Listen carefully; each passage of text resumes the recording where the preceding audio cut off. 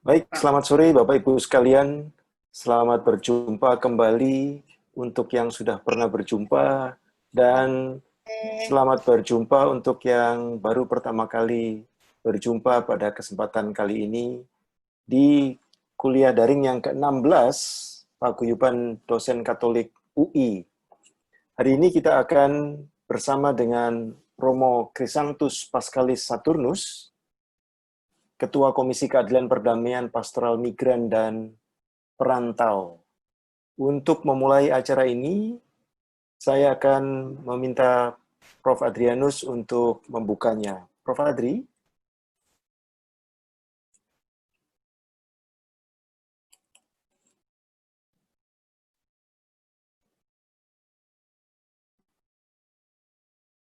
Ya.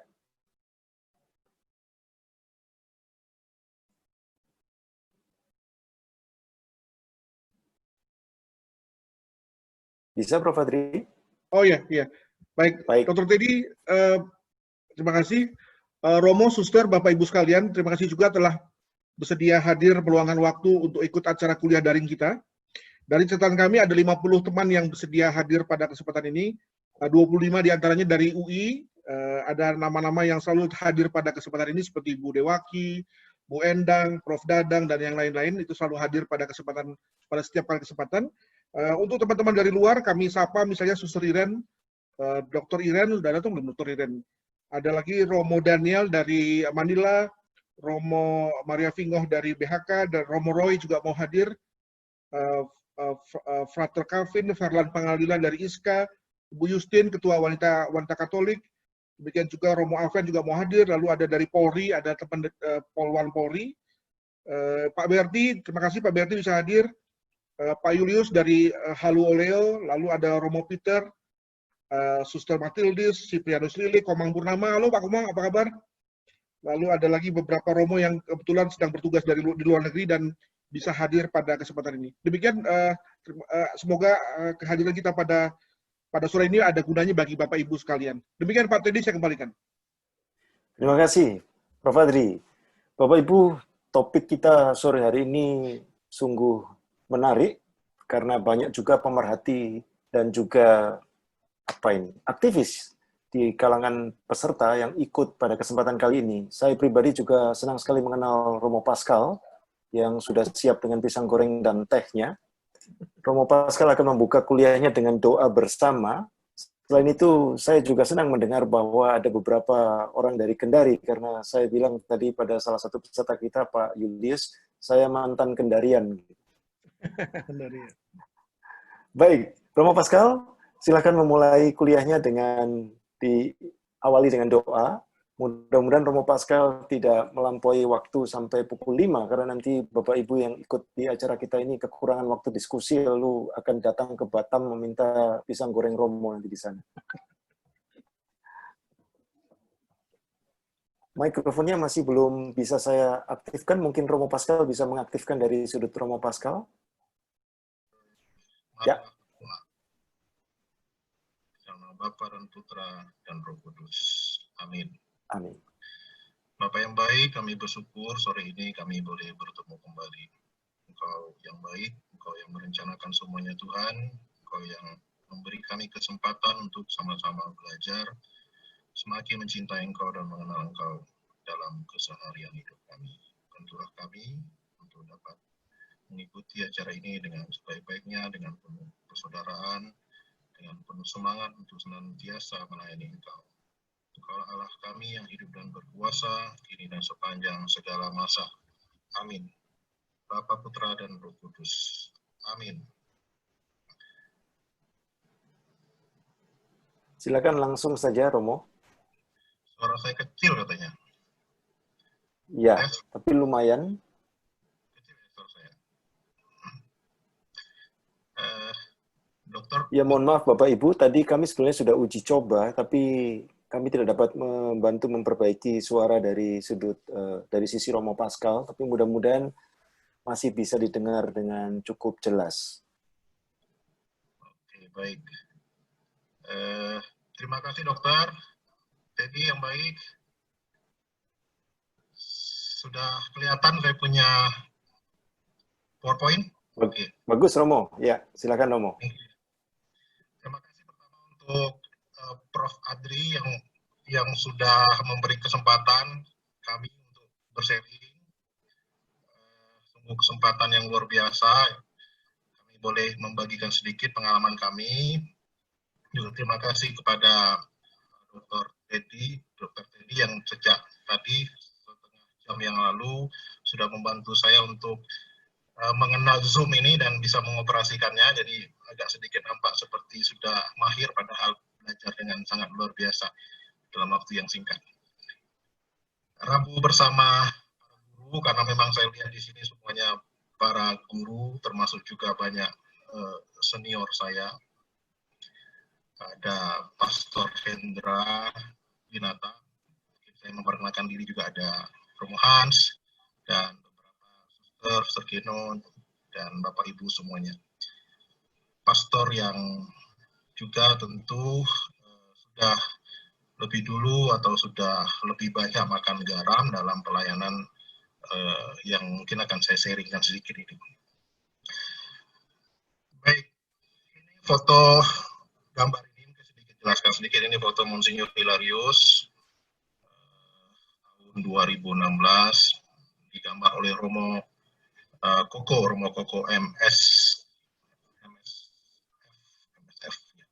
Kalau sering lihat di majalah Hidup pasti tahu nih gambar karikaturnya Romo Koko. Baik, saya perkenalkan sedikit nama saya. Saya Romo Krisantus Pascalis Saturnus. Saya lebih dikenal dengan Romo Pascal. Saya lahir di Dabu Singkep 9 April 1980 dan saya menerima tabisan imam di Tanjung Uban, daerah Kepulauan Riau 28 Mei 2010, dan sejak 2010 sampai dengan sekarang saya tugas di Batam, dan sejak tahun 2013 diberi tugas menjadi Ketua Komisi Keadilan, Perdamaian Pastoral Niaga dan Perantau, atau biasa dikenal KPPMP, Keuskupan Pangkal Pinang, dan khusus wilayah Kepulauan Riau. Dan saya berdomisili di Batam. Nah, saya cerita tentang Kepulauan Riau, mungkin saya kasih gambaran sedikit tentang Kepulauan Riau. Kita mendapatkan sedikit gambaran tentang situasi paling tidak wilayah di daerah Kepulauan Riau ini. Ini ada dua peta. Kalau kita lihat Kepulauan Riau itu ada yang pulau-pulau kecil. Jadi kalau kita lihat batas wilayahnya, di sebelah utara itu berbatasan dengan Vietnam dan Kamboja, di sebelah selatan itu berbatasan dengan Bangka Belitung dan Jambi, sebelah barat itu berbatasan dengan Singapura, Malaysia, dan Riau, sementara sebelah timur berbatasan dengan Malaysia, Brunei, dan Kalimantan Barat. Ada 1.795 pulau, dan dari 1.795 pulau itu ada 394 pulau yang berpenghuni, dan ada sekitar 1.400-an pulau yang belum berpenghuni. Banyak sekali pulau di daerah Kepulauan Riau ini. Nah, beberapa hal yang mungkin menjadi catatan, nanti mungkin ada kaitannya dengan sharing ini, adalah wilayah geografis yang sangat luas ini membuka akses untuk terjadinya kegiatan legal di laut, misalnya pencurian, penyeludupan barang, dan juga penyeludupan manusia. Jadi banyak pintu masuk atau pintu keluar di daerah Kepulauan Riau ini. Sore ini kita mungkin bersharing tentang satu pelayanan gereja di tengah masyarakat, dan karena itu saya beri judul gereja di tengah arus perdagangan orang. Semoga saya tidak salah atau keliru, karena ada beberapa dokumen yang saya kutip, nanti bisa dikoreksi oleh para Romo. atau juga para dosen yang paham, tidak kita sama-sama belajar.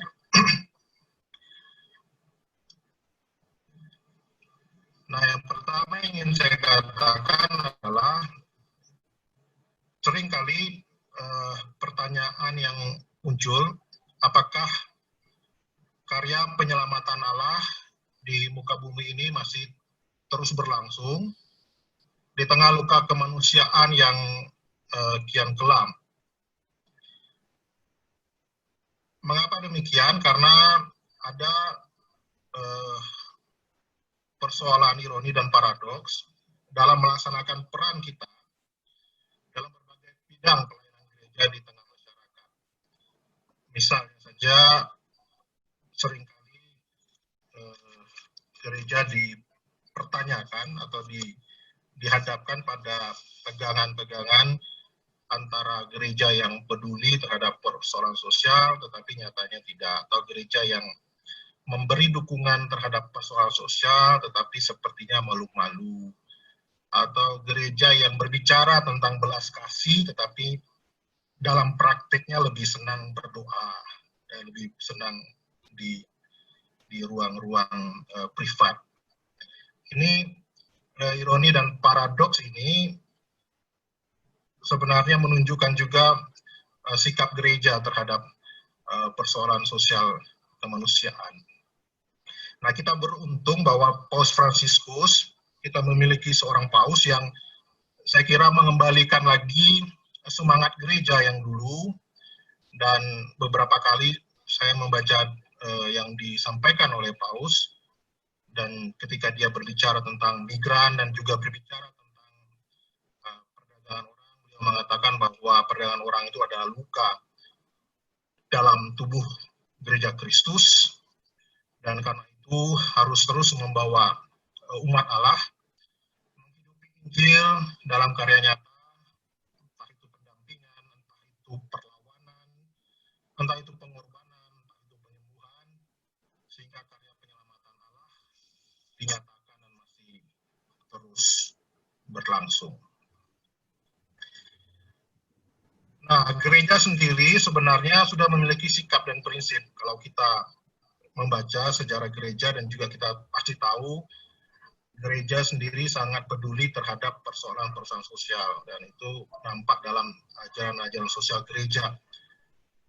Beberapa kita sebutkan ada Quadragesimo Anno, ada Pacem in Terris, ada Gaudium et Spes, Konsili Vatikan kedua yang banyak merubah wajah gereja, ada Evangelii Nuntiandi, ada Sollicitudo Rei Socialis, ada Evangelii Gaudium dari Paus Fransiskus tahun 2013 yang luar biasa, atau pula yang sekarang sedang ramai kita bicarakan atau juga sering menjadi doa yang sering diikuti tentang Laudato Si.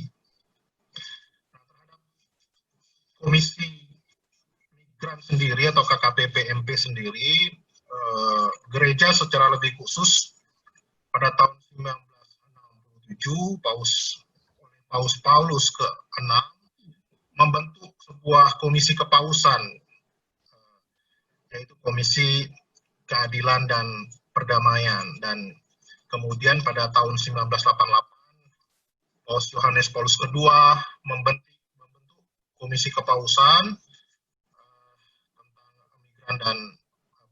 Nah, dua komisi ini sebenarnya berdiri sendiri, dan kemudian tahun 2000 dibentuk di KWI, Konferensi Wali Gereja Indonesia, dan kemudian tahun 2007 digabungkan.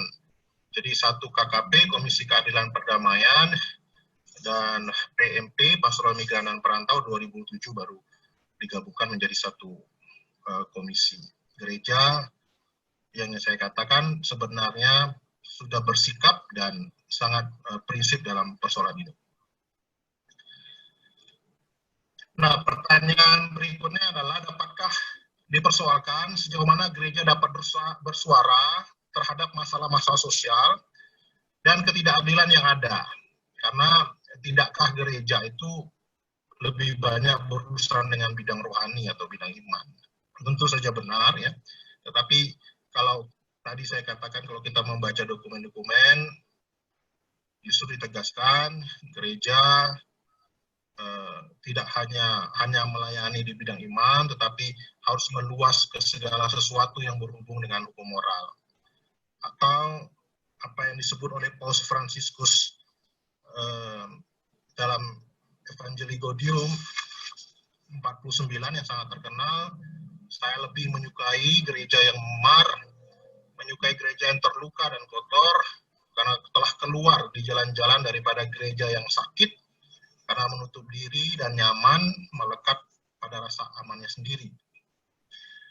Atau juga apa yang dikatakan oleh Markus 6 ayat 37, di mana situ diceritakan Yesus tak lelah-lelahnya bersabda kepada orang banyak yang datang pada saat dia mengajar, kamu harus memberi mereka makan ketika murid-murid punya keinginan hati untuk menolak dan tidak mau menolong. Artinya apa? Artinya gereja selalu didorong agar berjuang demi pemulihan dan penyembuhan. Gereja yang acuh tak acuh menjadi gereja yang terlibat, gereja yang bersedia terluka bersama para korban, gereja yang merasa paling benar atau paling tahu dan malas tahu, menjadi gereja yang mau belajar. Nah, tugas penting gereja dalam hal ini adalah gereja tidak diam, atau lebih tegas lagi tidak boleh diam terhadap kejahatan itu, melainkan gereja harus terlibat bersama Allah dan bertindak dalam sejarah umat manusia untuk melawan dan melucuti kuasa-kuasa jahat itu. Hal ini bisa meliputi upaya advokasi kebijakan yang menindas dan bekerja dalam jaringan untuk membongkar serta melawan kejahatan perdagangan manusia itu sendiri. Ya, tarik nafas dulu. Ini iklan sedikit. Ini rapat pleno tahun 2016 saya kira ya. 2017. Ini di Bali. Rapat pleno Komisi Keadilan Perdamaian. Tadi Suster Iren, lihat ada Suster khusus saya lihat ya. Ada Suster Amanda juga, juniornya Suster Iren mungkin. Ada Monsinyur Dominikus Saku, Ketua Komisi Keadilan Perdamaian Pastoral Migran dan Perantau, KWI, ada Romo Eko, Karmel, Sekretariat Eksekutif Komisi Keadilan Perdamaian, Pastoral Migran dan Perantau, dan beberapa teman-teman dari regio-regio di seluruh Indonesia. Dan yang berdiri ini adalah Badan Pengurus Harian Komisi Keadilan Perdamaian Pastoral Migran dan Perantau. Saya teruskan. Kita sedikit lebih masuk lagi ke soal perdagangan manusia. Tentu banyak di antara suster Romo mengerti paham tentang perdagangan manusia dan mungkin sudah lama juga berkecimpung dalam persoalan ini. Jadi perdagangan manusia adalah kegiatan yang dilakukan oleh para sindikat atau mafia untuk mendapatkan yang biasa direkrut, ditampung, dipindahkan melalui proses penipuan dan janji-janji palsu, lalu dijual dan masuk dalam situasi budak utang yang melucuti haknya selama bekerja. Dan ini adalah sebuah sistem yang kompleks dan sistem yang sangat jahat dengan kepentingan para pelaku yang berlapis di setiap tingkatannya. Nah, tingginya persoalan perdagangan manusia untuk kepentingan dieksploitasi, entah itu eksploitasi psikis, fisik, dan seksualitas, menunjukkan situasi yang kian miris. Peristiwa terakhir, pekerja migran Indonesia yang meninggal dan dibuang di laut oleh pekerja Cina di kapal penangkapan ikan, itu juga sangat mencekam di antara cerita duka lainnya yang mungkin tidak kita ketahui, tetapi itu terjadi dan dialami oleh pekerja migran kita baik di dalam maupun di luar negeri. Nah, yang sangat miris adalah upaya perlindungan dan penegakan hukum bagi korporasi dan para pelaku kejahatan perdagangan manusia itu sampai saat ini rasa-rasanya belum berpihak pada rasa keadilan bagi para korban. Sungguh menyedihkan. untuk Gereja Keuskupan Pangkal Pinang, Gereja Katolik Keuskupan Pangkal Pinang, kepedulian terhadap masalah perdagangan manusia di wilayah Provinsi Kepulauan Riau, Batam, khususnya sebagai daerah tujuan dan daerah transit, dengan macam-macam ceritanya, termasuk pelabuhan tikusnya dan macam-macam hal melalui Komisi Keadilan Perdamaian, Pastoral Migran Perantau, telah menangani beberapa kasus baik mereka yang dieksploitasi di Kepulauan Riau maupun di negara tetangga Malaysia atau Singapura. Nah, di Keuskupan Pangkal Pinang untuk daerah Kepulauan Riau itu memang sejarah pelayanan pastoral migran perantau ini sudah dimulai sejak tahun 1975 pada saat para pengungsi Vietnam berdatangan banyak ke Kepulauan Riau, dan waktu itu oleh imam-imam SSDC ada Monsinyur Rekemah dan ada susah-susah RGS, Romo SI juga beberapa, Romo Patmo dan kawan-kawan juga melayani dalam pastoral migran dan perantau di Kepulauan Riau atau di Pulau Galang waktu itu. Nah, pasca Pulau Galang kemudian diteruskan oleh imam SCCC di Batam, dan kemudian dibantu juga oleh suster FSE, suster Gembala Baik, RGS, juga oleh beberapa romo sebelum saya, dan sampai saat ini juga dibantu oleh imam-imam skala berinian yang secara khusus memang datang dan diminta oleh Bapak Uskup untuk mendampingi pelayanan migran dan perantau ini.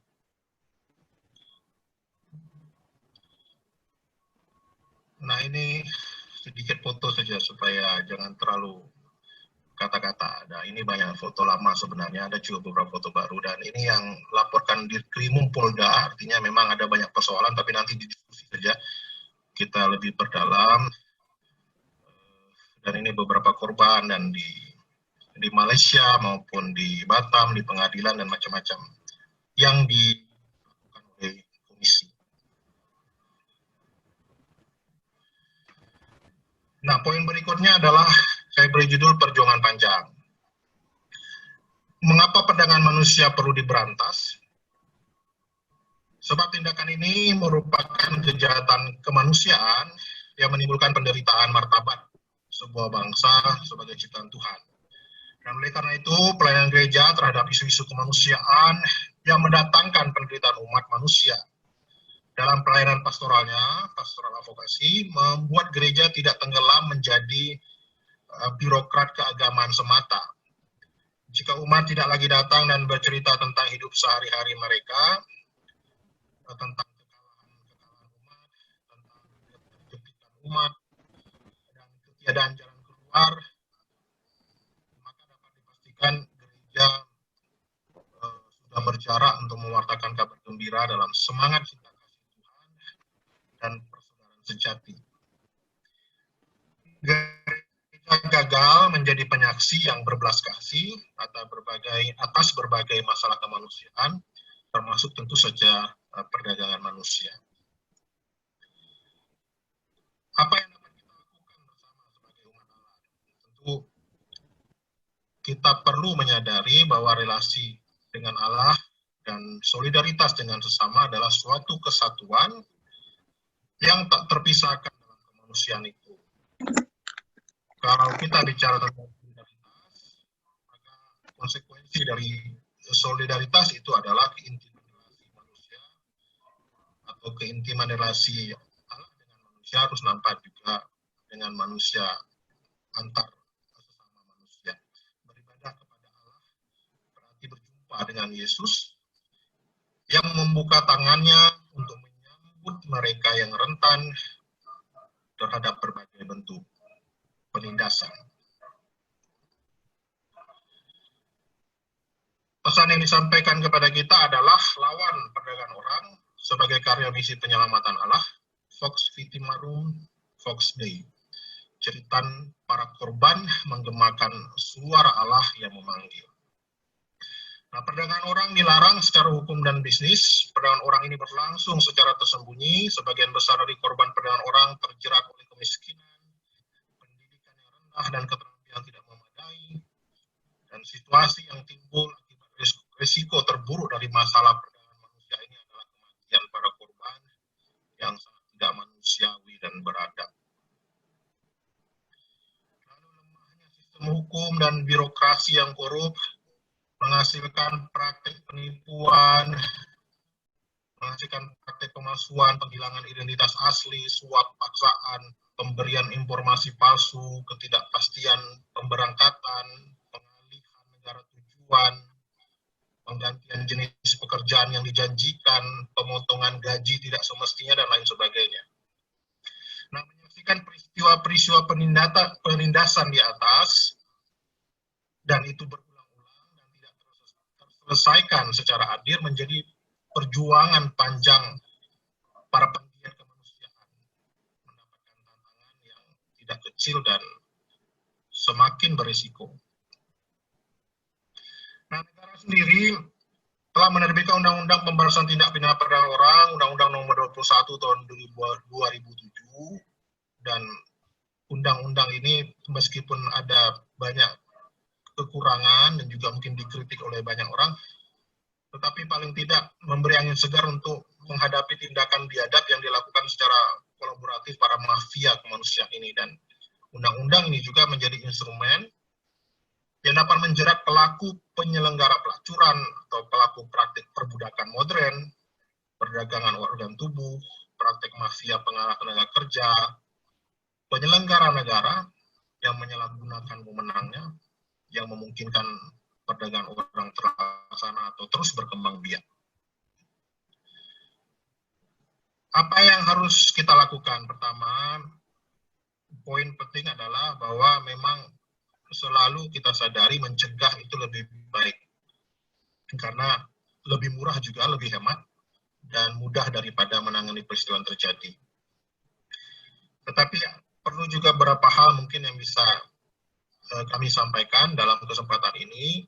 Pertama, perlu kita menyampaikan informasi secara berkala kepada umat atau kepada masyarakat terhadap isu-isu perdagangan manusia, modus kegiatannya, dan akibat-akibat yang ditimbulkannya terus-menerus. Perlu juga kita mendekatkan akses keadilan, menyerukan keadilan kepada publik melalui media sosial yang ada, agar mendapat perhatian dari berbagai pihak terhadap masalah-masalah keadilan hukum yang diterima para korban atau perdagangan manusia. Perlu juga kita memberi masukan berbasis etika moral Kristiani kepada lembaga pemerintah, DPR atau DPRD, bagi para penyalur tenaga kerja dalam mengambil kebijakan atau perlindungan pada buruh migran, dan kebijakan yang diskriminatif terhadap tenaga kerja perempuan misalnya. Perlu juga kita menjangkau kaum muda agar lebih menjadi pioner dan memiliki kesadaran, memiliki kepekaan, memiliki solidaritas yang tinggi terhadap praktek-praktek perbudakan perdagangan manusia yang melanda angkatan muda pencari kerja. Dan terakhir, perlu kita membangun komunikasi dan kerjasama dengan berbagai lembaga kemanusiaan dalam melakukan upaya-upaya pembelaan kasus-kasus perdagangan manusia. Ini bagian penutup. Di bagian akhir ini saya ingin sampaikan bahwa tidak mudah menghadapi situasi kemiskinan yang melanda kehidupan manusia di sepanjang zaman. Pilihan gereja di tengah kemiskinan dan arus perdagangan manusia seperti yang disampaikan di atas adalah ajaran cinta kasih. Cinta kasih Kristus dalam keadilan demi kaum yang tertindas. Perwatan Injil pada kaum miskin adalah kemiskinan yang dihayati oleh Yesus. Agar semua manusia memiliki penghargaan, semua manusia memiliki pengharapan, dan semua manusia boleh mengalami keselamatan dari Allah. Pewartaan Injil ini juga menyadarkan kaum kaya yang meletakkan hati pada hartanya dan diperbudak oleh kepentingan pribadinya semata. Pun pilihan menjadi penggerak atau pilihan menjadi aktivis kemanusiaan dalam menghapus perdagangan orang di muka bumi ini umpama sebutir batu kecil yang jatuh di tengah kolam. Karena itu kami berharap, semoga, dan kita berharap juga, semoga semua orang semakin terpanggil untuk menjadi pejuang kemanusiaan di mana saja, berada dalam hati yang tak pernah tawar, tentu saya dan saudara sekalian. Terima kasih, berkat Tuhan untuk kita semua, semoga membantu kita untuk lebih melayani Tuhan. Demikian Dr. Teddy. Baik, terima kasih Amin. Romo Pascal. Romo Pascal, boleh di stop share dengan klik tombol merah di atas? Ya. Begini, saya ingin memastikan apakah Romo akan segera menayangkan video sekarang atau nanti pada momen diskusi atau mau sekarang? Boleh saya sampaikan sekarang saja videonya? Nah, baik. Sebelum Romo menayangkan videonya, saya mohon meminta waktu kesabaran Bapak Ibu sekalian dan juga Romo untuk masuk ke tautan ini menggunakan handphone Romo. Tidak, itu karena sistem di komputer Romo yang tampaknya... Iya, ini maklumlah gagal. Iya. Mikrofonnya saja yang perlu diupdate sih, Romo. Siap. Baik, Bapak Ibu sekalian, saya undang Bapak Ibu untuk mengaktifkan fitur angkat tangan yang untuk Bapak Ibu yang belum menguasai platform ini dapat melihatnya pada tombol participant di deret bawah, di baris bawah. Kemudian kalau itu diklik, di setiap nama Bapak Ibu, di bagian bawahnya itu ada raise hand, tombol untuk angkat tangan. Nah, dengan demikian kami bisa memberikan mikrofon kepada Bapak Ibu untuk menyampaikan secara langsung pertanyaan. Romo, memberikan hati itu merupakan salah satu kunci dari banyak kunci dalam pengabdian setiap kita dalam bergerak di keprofesian ataupun dalam bidang kemanusiaan yang Romo geluti. Memberikan hati untuk arena yang kata Prof. Sulis dan beberapa para ahli yang ada di ruang virtual kita ini lebih luring, lebih menggiurkan daripada bisnis yang lain yang sudah sangat terkenal, misalnya bisnis narkoba gitu ya. Nah, pada arena yang begitu menjanjikan secara finansial, kesejahteraan finansial, Romo mengganggu kesejahteraan mereka, saya cuma sekedar ingin tahu, apakah Romo sudah sampai pada situasi pernah menghadapi ancaman gitu ya, karena Romo mengganggu kenyamanan para pelaku kejahatan ini. Maaf, ini sekedar pembuka saja yang menggelitik untuk saya. Silakan Romo. Baik Pak Dr. Teddy, terima kasih pertanyaannya. Kalau ancaman pasti ya, sejak pertama mencoba mengikuti, mengadvokasi kasus-kasus ini, ancaman datang dan saya sejak 2014 sebenarnya sudah dalam perlindungan LPSK, bahkan sampai dengan tahun kemarin masih dalam perlindungan LPSK. Jadi memang ada sih ancaman, tetapi udah jalan aja terus gitu. Macam-macam ancaman selalu ada, tapi ada banyak juga yang menjaga dan melindungi. Salah satunya Lembaga Perlindungan Saksi dan Korban. Sampai dengan tahun kemarin masih ada perjanjian untuk perlindungan. Seperti itu. Iya, baik. Terima kasih Romo. Bapak Ibu, apakah ada yang ingin menyampaikan pertanyaan secara langsung? Saya akan baca, sayang Prof. Hadi sudah pergi. Ya, saya lihat sekarang Pak Berti sudah siap untuk bertanya. Silakan Pak Berti. Iya, terima kasih Pak Teddy untuk kesempatan. Bapak Romo, Bapak Ibu sekalian, Suster, sangat menarik presentasinya Romo Pascal. Terima kasih Prof. Ya, saya nanti akan jadi Prof. Saya masih peserta dan ini human trafficking ini topik yang sangat menarik. Terima kasih Prof. Adri terus mengundang kita dari luar. Romo Pascal, saya ingin nanya seberapa jauh komunikasi Romo dengan Komisi Justice and Peace di KWI kita, Konferensi Wali Gereja ya. Saya lihat di sini ada peserta dari FIFA Internasional ya, mungkin suster ya.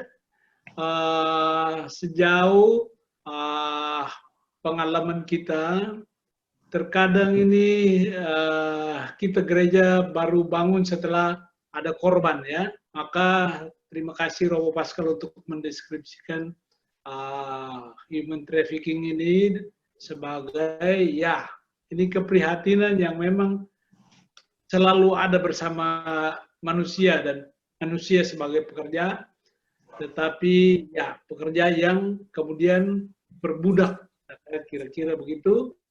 Jadi kita ingin bahwa gereja tidak hanya tiba-tiba muncul lagi pada saat ada ya muncul di media seperti tadi Romo sendiri katakan, kalau peristiwa nelayan itu tidak diangkat oleh katakanlah ini orang Korea lagi ya kan, kalau tidak salah ya, baru nelayan Indonesia itu ketahuan ya seperti itu. Nah, kita tentu ini satu dari sangat banyak lain saudara-saudara kita yang mengalami human trafficking ya.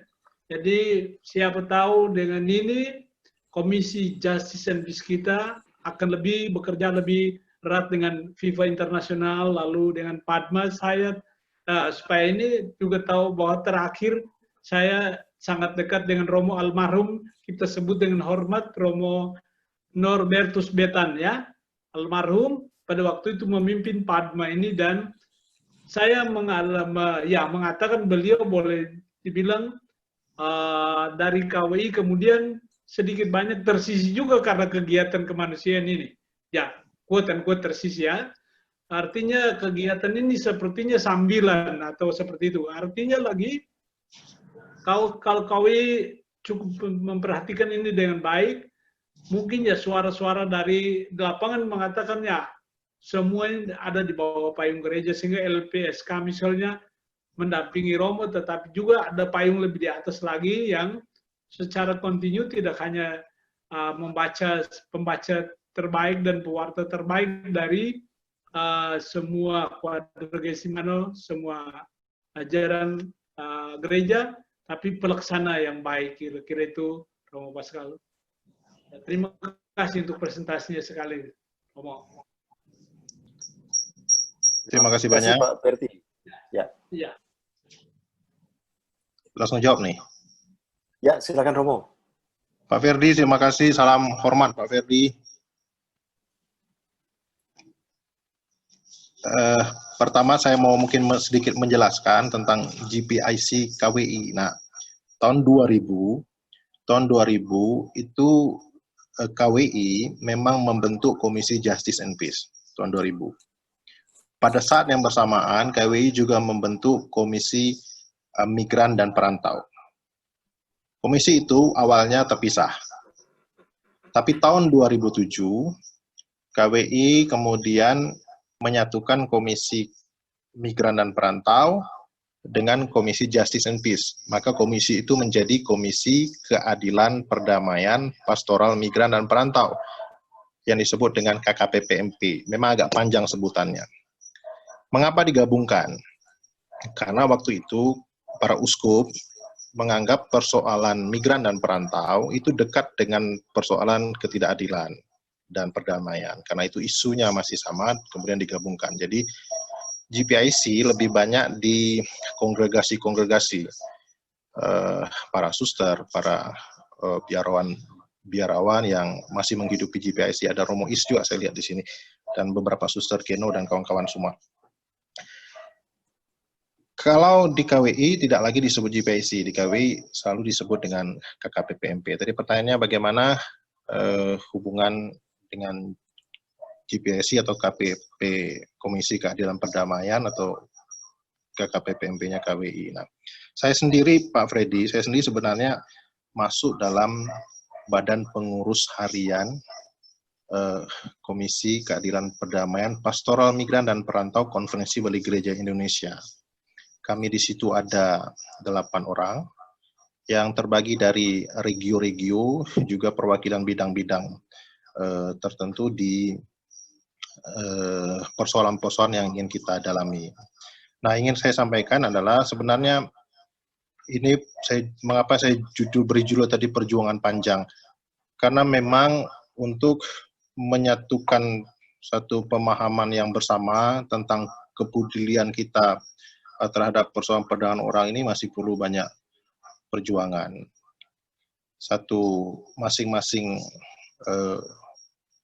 pribadi, misalnya keuskupan punya pemahaman sendiri terhadap persoalan ini, sehingga KWI itu hanya sekedar menyampaikan. Kalau umpama saya kasih contoh yang konkret, kalau kita bicara tentang perdagangan orang, kita coba masuk ke satu keuskupan dan uskup bilang, kami tidak butuh komisi ini dan kami baik-baik saja, tidak ada perdagangan orang di tempat ini, kita mau ngomong apa?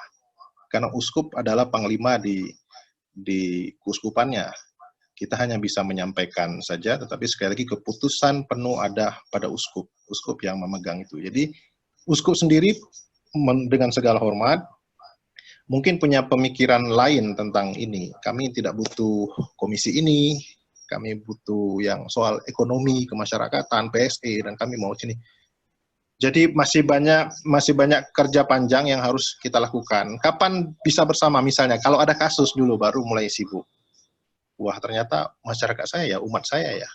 Atau ini ya, ketika udah ramai di media massa dan itu baru ramai. Nah, tentu itu bukan berarti juga bahwa kita tidak melakukan apa-apa. Komisi Keadilan Perdamaian KWI selalu melakukan koordinasi di lapangan dan mencoba mencari cara yang pas ya untuk bagaimana sebuah pastoral yang lebih baik tentang ini. Karena memang kalau kita melihat ada kecenderungan belum adanya satu kepemahaman yang sama. Masing-masing misalnya GPIC ini pengen model seperti ini, GPIC ini pengen seperti ini, LSM ini seperti ini, sehingga kita tidak punya kesatuan.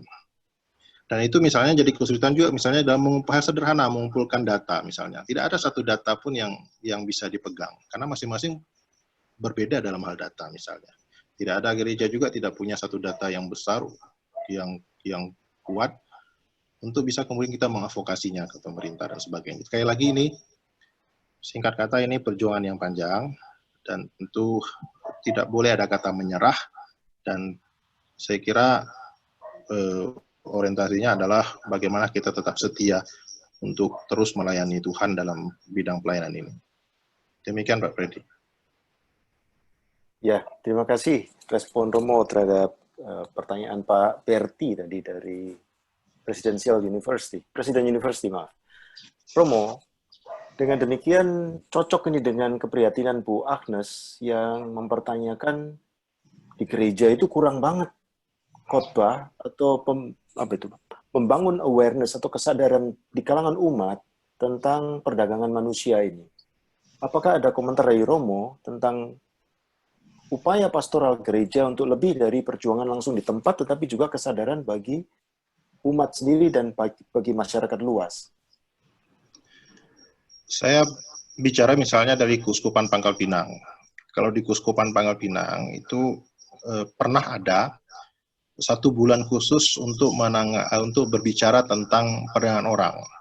Bahkan waktu itu dijadikan tema Prapaskah dan isu perdagangan orang ini dijadikan tema Prapaskah waktu itu dan sehingga semua umat selama masa Prapaskah itu hanya mendalami tentang perdagangan orang dan kita beri modul, kita siapkan modul dan macam-macam.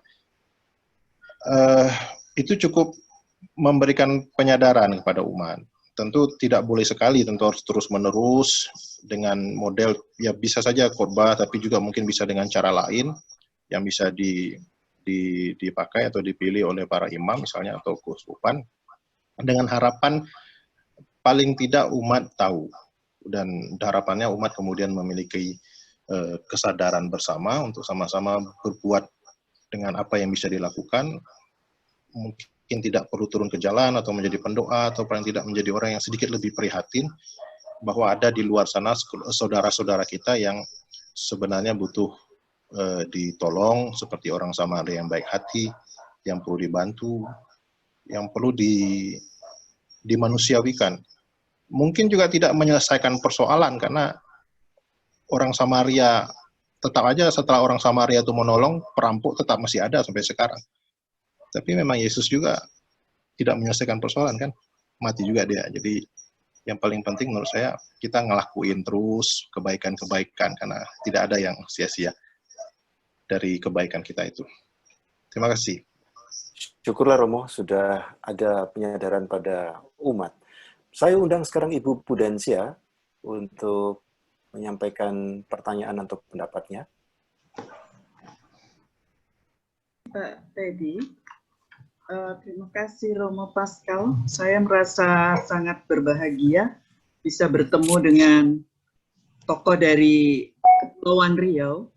Saya dari tahun 90 Romo ada di Kepulauan Riau sebetulnya sampai hari ini, karena keluarga angkat saya ada di Kampung Keke, Kijang, Tanjung Pinang.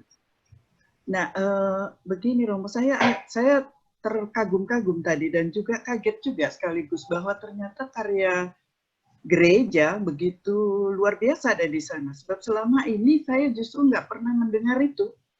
Walaupun beberapa kali saya berdiskusi dan juga bertemu dengan waktu itu kepala dinas, mungkin Romo juga tahu karena dari Dabo dia, Pak Said Tarman, yang juga mengurusi orang-orang, ini kepala dinas pada waktu itu yang mengurusi hal-hal yang seperti ini, tetapi dia tidak pernah, dan juga yang lain, tokoh-tokoh lain termasuk wali kota Bupati misalnya waktu itu, dan berikutnya itu tidak pernah menyinggung karya-karya gereja ini gitu.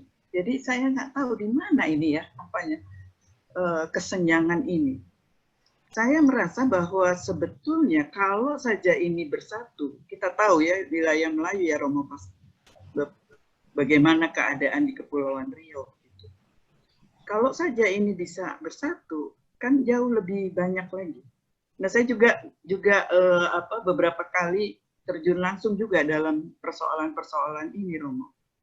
Karena agak menyedihkan. Seperti kita bilang ada 1000 TKI di Malaysia, ada 1000 persoalan juga yang ada, kan gitu istilahnya gitu. Jadi memang persoalan-persoalan itu begitu luar biasa, apalagi kalau kita melihat di di KBRI di belakang itu wanita-wanita yang juga seperti yang tadi Romo gambarkan seperti itu yang mengalami berbagai hal. Tetapi belum pernah mereka menyebut tentang karya gereja ini gitu. Jadi bagaimana ya sebenarnya kalau bisa kita satukan. Makasih Romo. Mungkin sementara itu dulu Pak Teddy. Terima kasih Bu Pudensia. Romo silakan. Ya, terima kasih Bu Pudensia, ternyata orang Kijang nih, bisa bahasa Melayu Bu ya. Iya, saya sebenarnya lebih fasih bahasa Melayu. Saya mau cerita, sebenarnya papa saya juga migran dan perantau. Mantan hampir ke Malaysia juga, orang Flores. Jadi tahun 50 sudah merantau. Jadi saya sebenarnya anak migran juga. Jadi lahir di perantauan, bahan bakunya dari Flores, tapi jadinya di Kepulauan Riau. Jadi sebelum kemerdekaan saya kira Bu Pruden ini sudah ada nih persoalan migran ini. Banyak perantau, banyak yang keluar masuk Malaysia, keluar, dan bahkan sampai sekarang keluar masuk Malaysia itu seperti biasa saja sebenarnya. Dan banyak juga orang tahu polisi atau aparat tahu pintu masuknya di mana. Tapi bagaimana ya? Susah mau dibicarakan. Memang itu yang terjadi. Nah, mengapa tidak kedengaran kata Bu Pruden? Saya kira gereja terkait dengan persoalan ini tidak terlalu sering mengekspos karena lebih banyak kita memang merahasiakan justru. Apalagi terkait dengan korban. Memang lebih banyak bekerja dalam diam, tetapi ada sesuatu yang dilakukan. Nah, untuk saat ini saya kira sudah sudah di lingkaran LSM atau lingkaran di Kota Batam misalnya, kita sudah punya hubungan baik di pemerintah maupun di aparat penegak hukum. Tidak serta-merta diekspos seperti itu, tetapi sekali lagi ada, Bu Puden. Mungkin ke depan kita harapkan apa yang Bu Puden katakan bersatu itu memang lebih baik, memang harus seperti itu. Karena tidak bisa kita bekerja sendiri, tidak mungkin. Karena ini mafianya sudah semakin canggih, jaringan mereka sudah luar biasa, kita masih jalan kaki sendiri. Jadi keroyok habis, mati. Gitu. Terima kasih Bu Puden untuk masukannya kami di sini. Jadi ke depan mudah-mudahan kami bisa lebih baik lagi menjalin kerjasama. Paling tidak, walaupun tidak diekspos, tapi orang-orang boleh yang ditolong boleh mengalami kasih Allah. Boleh mengalami bahwa Tuhan baik padanya dan dia boleh bersyukur pada Tuhan. Terima kasih, Bu. Luar biasa, Romo. Ini sejalan dengan pertanyaan dari Pak Rui Lorenzo yang ingin juga mengetahui sejauh mana peran Keuskupan Agung Singapura dan keuskupan-keuskupan di Semenanjung Malaysia, Malaya mestinya, Semenanjung Malaysia ya, untuk berkoordinasi dengan langkah-langkah Romo Paskal ini. Kalau ada bentuknya apa, Romo? Dan kalau tidak ada, apa hambatannya, Romo? Kalau hubungan dengan Keuskupan Agung Singapura dan Malaysia itu sudah ada hubungan ya, karena dalam banyak hal kita justru sangat terbantu misalnya dengan para uskup, para pastor yang bekerja di Malaysia terkait dengan korban, terkait dengan mencari identitas dari warga kita dan sebagainya, kita banyak dibantu dan hubungan itu sudah terjalin di antara kami juga. Saya tahu juga ada hubungan baik dengan para imam, para uskup di Nusa Tenggara Timur. Para imam di NTT, saya tahu di beberapa keuskupan setiap tahun selalu ada kunjungan ke Malaysia untuk memberikan pelayanan Natal atau Paskah. Jadi sudah ada hubungan yang baik. Tetapi ini pun tidak cukup karena mafia ini bermain di semua lini ya, semua sektor ya, bahkan yang sudah terdata pun kita kadang-kadang kecolongan. Tidak bisa mendata semuanya. Ya, tapi ada itu, Dokter. Terima kasih, Romo. Ini sudah mengantri Ibu Irin dan juga Bu Sulis. Saya persilakan Ibu Irin terlebih dahulu. Baik, selamat sore. Terima kasih, Dr. Teddy. Terima kasih, Romo Paskal. Saya ini tanpa sadar sebetulnya sudah kejeblos dalam bidang kemanusiaan. Jadi, saya memang sebagai aktivis kemanusiaan, sebagai misionaris dalam komunitas KBKK, Kelompok Bakti Kasih Kemanusiaan. Di sini juga ada Romo Hansi Harut, salah satu juga mitra kami. Itu KBKK lahir di KWI tahun 2000. Sehingga lahirnya juga itu ada keterlibatan dari Komisi GPIC dan Komisi Migran dan Perantau KWI saat itu, di tahun 2000-2001. Pater Norbert Betan, Suster Maria Lianto saat itu sebagai salah satu pendiri dari KBKK. Nah, dari sebab itu, saya sebagai awam yang tadinya tidak mengerti persoalan kemanusiaan, karena biasanya awam itu adalah fokus, hanya pergi ke gereja, pergi pulang, kasih kolekte, selesai. Itu ya. Nah, dari situ saya mulai mengerti, ternyata memang yang dihadapi gereja itu luar biasa luas ladangnya, luas. Sehingga saya juga tidak bisa menyalahkan kalau memang masing-masing keuskupan punya fokus yang berbeda. Karena masing-masing setiap keuskupan punya problem, katakanlah, yang menonjol di setiap keuskupannya yang berbeda-beda. Tetapi ada persamaan bahwa korban, migran dan perantau, itu mayoritas yang saya amati, itu kebanyakan dari NTT memang. Apakah NTT yang asli dari NTT-nya langsung dibawa, atau yang memang transit dari Batam. NTT juga, gitu ya. Nah, kalau dikatakan itu adalah persoalan kemiskinan, ada benarnya. Tetapi ada juga tidak benarnya. Karena Kalau saya lihat, baik di NTT, di Papua, dan lain sebagainya, kalau dikatakan NTT miskin, tapi kenyataannya para pendatang dari Jawa atau dari BBM, Buton, Makassar, dan Buton, Bugis, Makassar, mereka survive. Mereka bahkan mengumpulkan harta di tempat itu. Jadi, ada sesuatu yang salah, menurut saya. Yaitu apa? Bahwa pendidikan dan advokasi langsung di daerah, di sekolah-sekolah, ataupun juga di sektor informal, itu yang kurang. Sehingga orang-orang lokal menurut saya, menurut pendapat dan pandangan pengalaman saya jalan-jalan di daerah, itu mereka itu nyaman dengan, dalam tanda kutip ya, nyaman dengan kemiskinannya, karena memang tidak tahu yang lain, tidak bisa disalahkan juga. Karena mereka tidak terekspos dengan kebiasaan ataupun juga kemajuan di tempat lain. Sehingga saya juga berpendapat bahwa banyak orang yang berkata, misalnya kalau saya diskus di Jakarta dengan teman-teman, bahwa ayo mari kita bantu daerah-daerah tertinggal.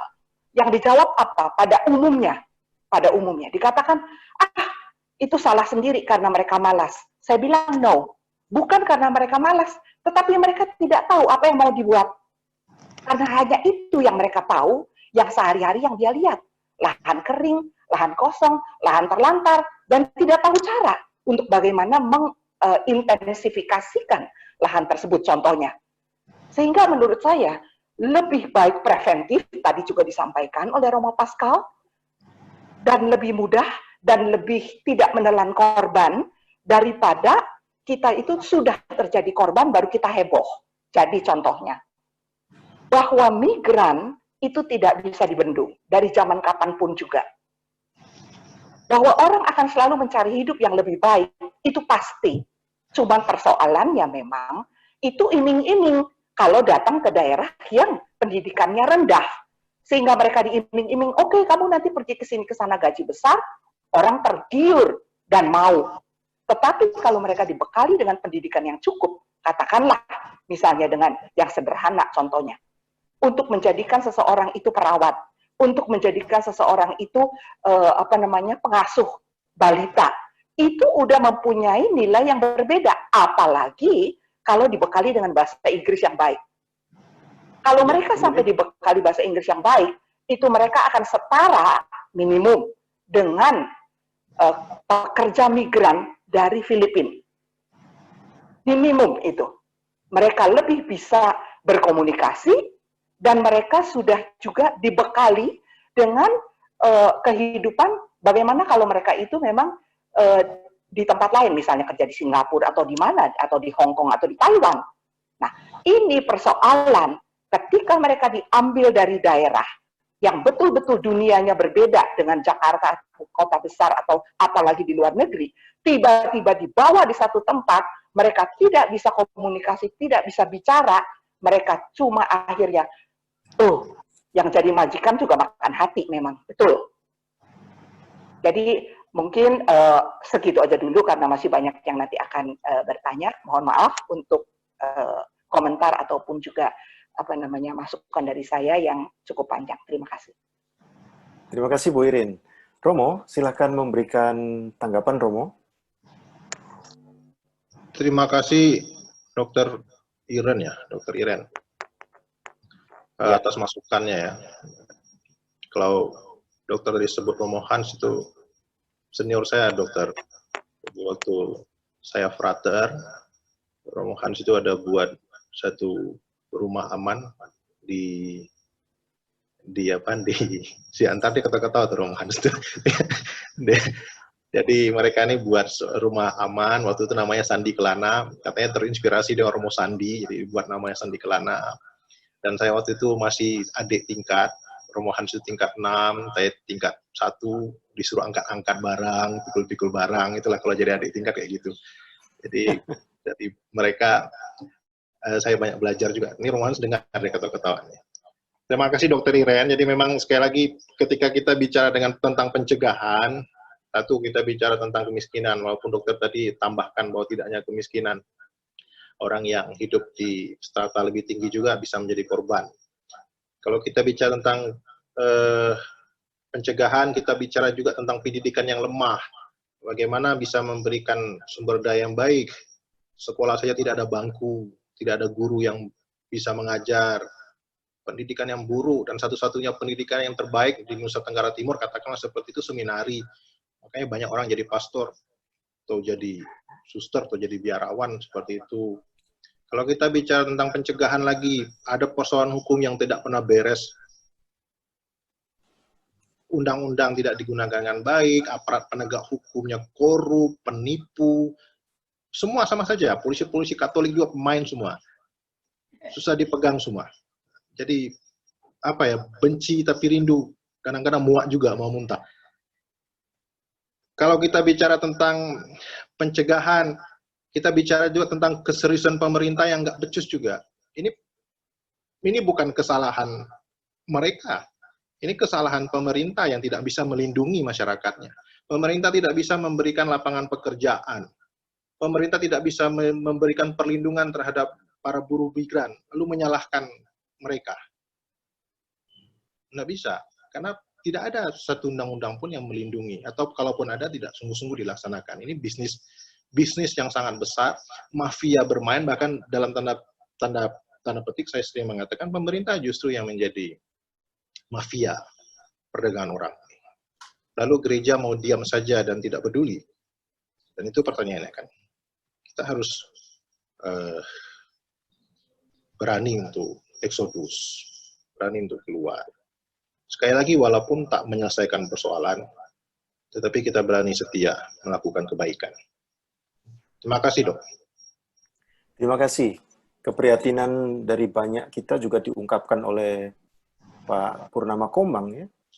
Beliau sampaikan bahwa ujung pangkalnya adalah kemiskinan, dan sasaran perdagangan manusia yang menjadi target adalah misalnya tempat hiburan di Sulawesi Utara, Manado, dengan memberikan informasi dipekerjakan sebagai kasir di restoran, dan mereka berani memberikan pinjaman sampai 20-30 juta per orang.